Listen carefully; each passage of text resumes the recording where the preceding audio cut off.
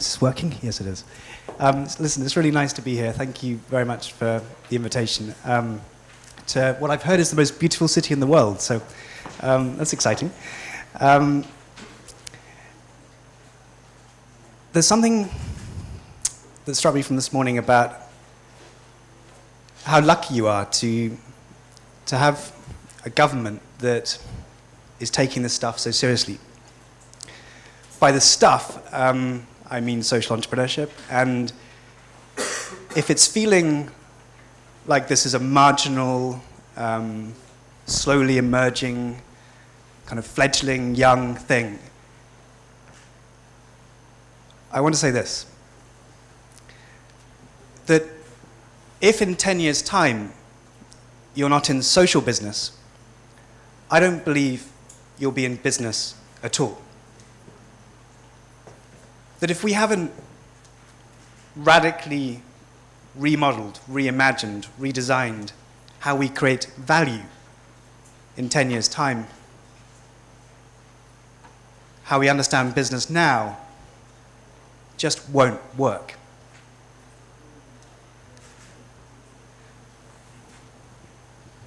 And yet here we are, maybe feeling a little marginal, maybe feeling like the brave and the crazy ones. I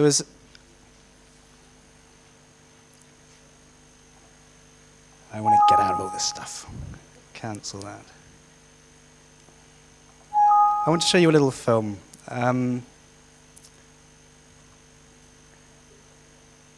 Just to set the scene. Here's to the crazy ones. The misfits, the rebels, the troublemakers, the round pegs in the square holes, the ones who see things differently. They're not fond of rules, and they have no respect for the status quo. You can quote them, disagree with them, glorify or vilify them, but the only thing you can't do is ignore them, because they change things. They push the human race forward. And while some may see them as the crazy ones, we see genius. Because the people who are crazy enough to think they can change the world are the ones who do.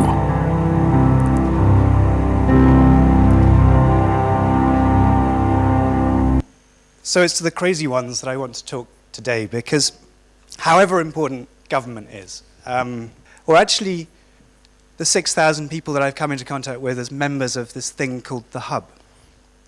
Why do they do what they do?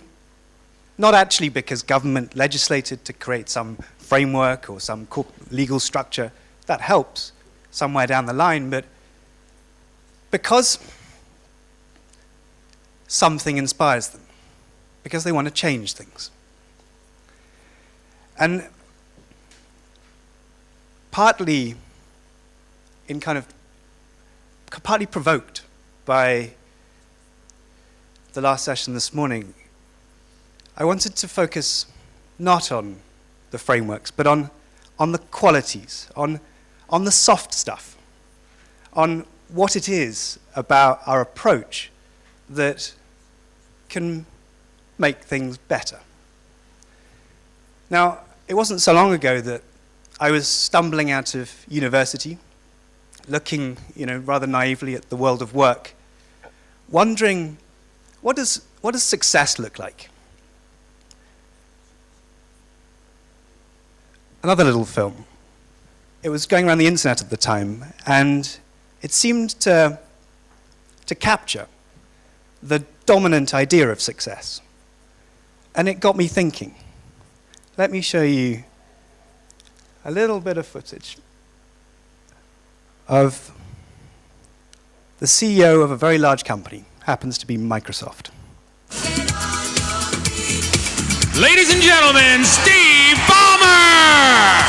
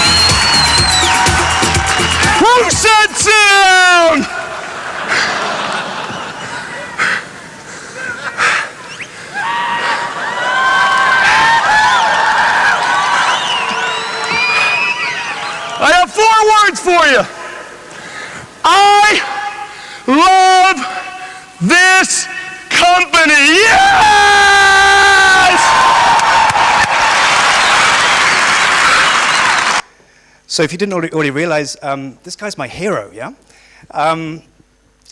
No. There was a sort of strange bad feeling after seeing this film, and I couldn't put my finger on it. I didn't know what it was, but surely there's actually a more exciting way to make things happen in the world than what we've been used to.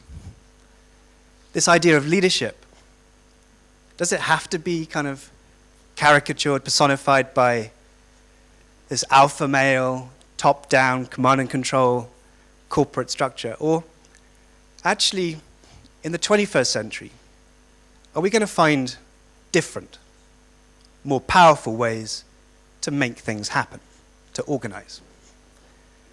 Now, I'd love to tell you a tiny bit about the Hub, but before I do,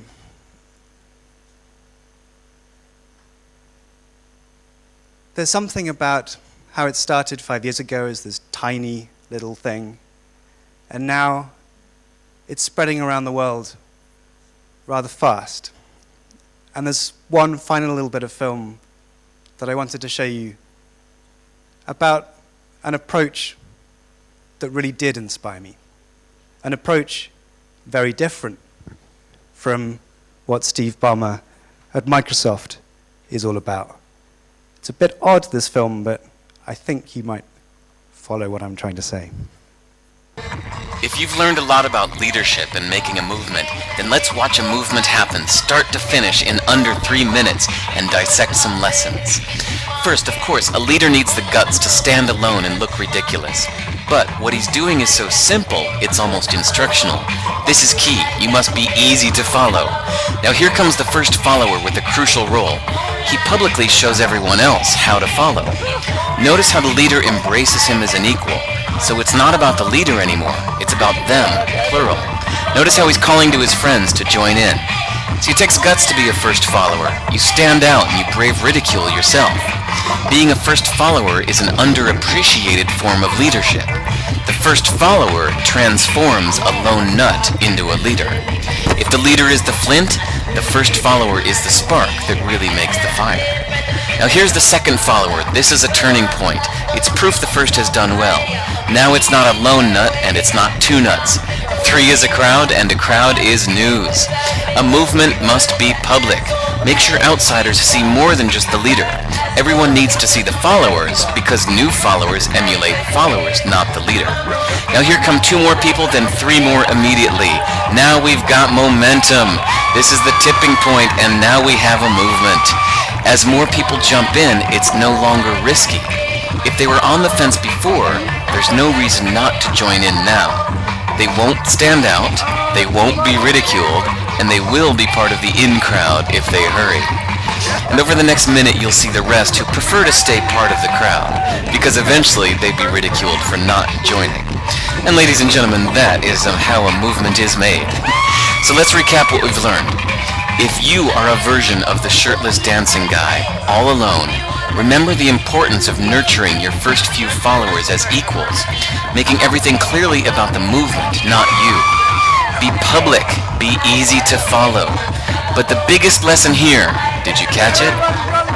Leadership is overglorified. Yes, it started with the shirtless guy, and he'll get all the credit, but you saw what really happened. It was the first follower that transformed a lone nut into a leader. There's no movement without the first follower. See, we're told that we all need to be leaders, but that would be really ineffective. The best way to make a movement, if you really care, is to courageously follow and show others how to follow. When you find a lone nut doing something great, have the guts to be the first person to stand up and join in.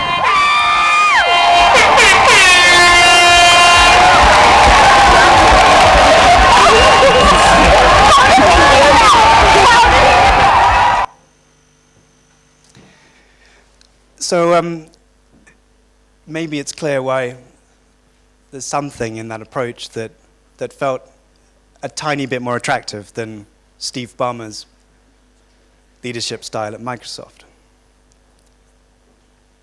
And I think it's a people's movement here in Slovenia that is what's essential if we're going to change the economic paradigm. Government can play a helpful part, but I think the real challenge is getting that kind of energy, that kind of participation, a kind of groundswell that will change the economic paradigm here and around the world forever. Now, let's see if technology's on my side. I don't like this thing yet, but I'm going to try and find just one or two slides. How does this work?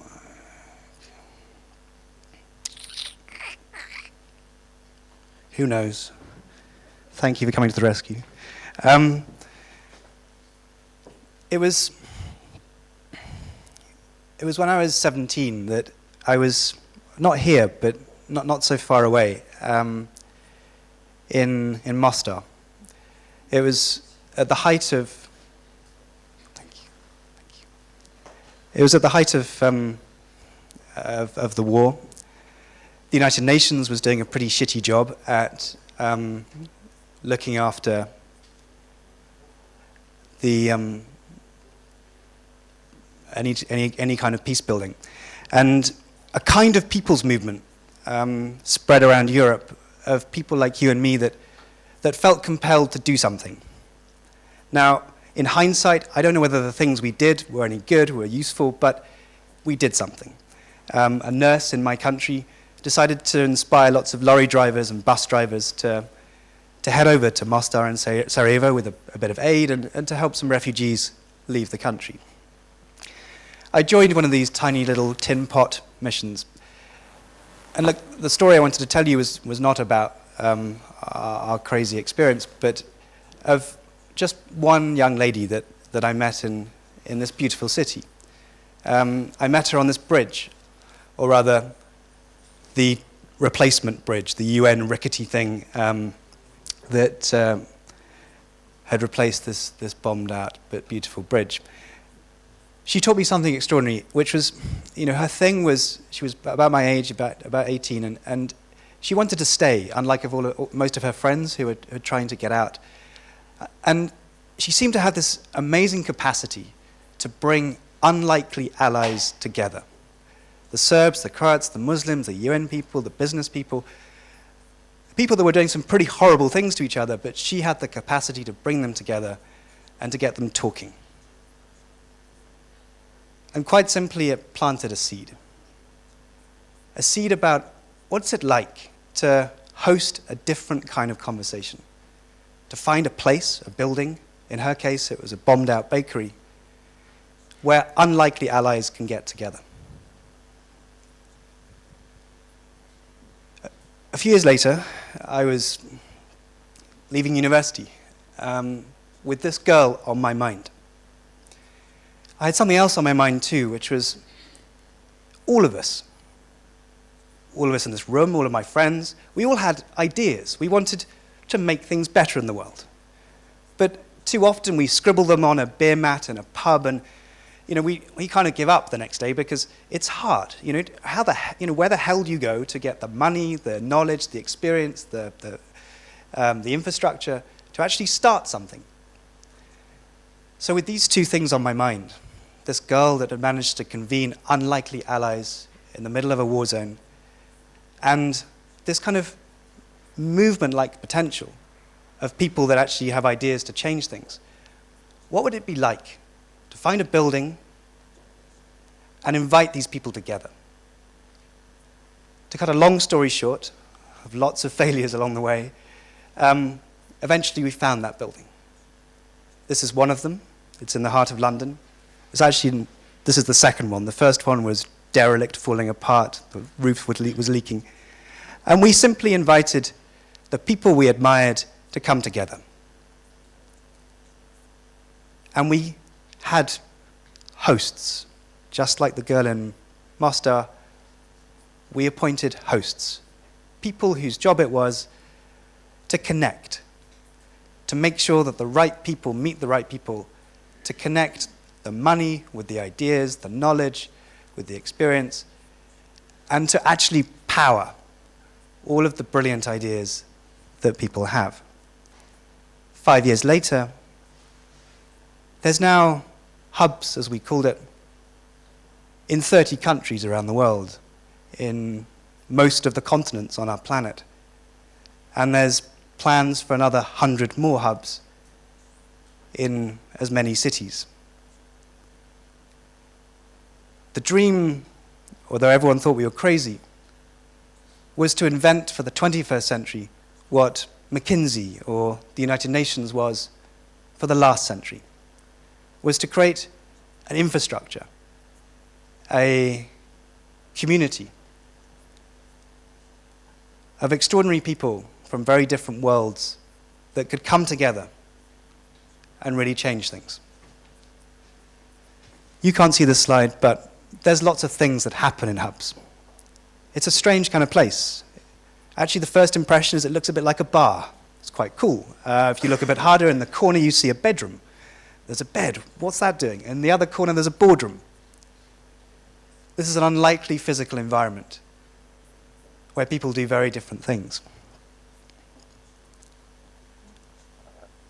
And it started with that derelict building in London.